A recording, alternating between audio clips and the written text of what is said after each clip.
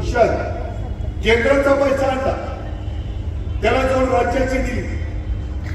केंद्रात पवार साहेब होते, राज्यात मी होतो, आणि काही आपल्या महानगरपालिकेचा पैसा ह्याच्यातून या शहराचा चेहरामोहरा बदलण्याचा प्रयत्न केला.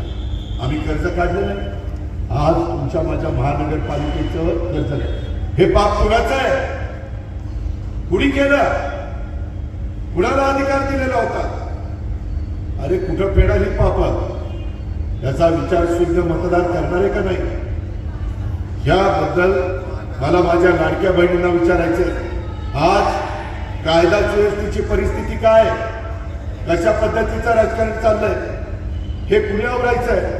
मित्रांनो, आज टँकरने पाणी दिलं जातं. टँकर माफिया, जसं वाळू माफिया, लॅट माफिया, ते स्क्रॅप माफिया, तशा पद्धतीनं टँकर माफिया मुठभर लोकांच्या दुकानदारी चालण्याच्या करता सोसायटीमध्ये तुम्ही पाणी देत नाही. अरे एवढी मोठी महानगरपालिका, आणि त्या महानगरपालिकेमध्ये अशा पद्धतीनं लोकांशी तुम्ही वागता.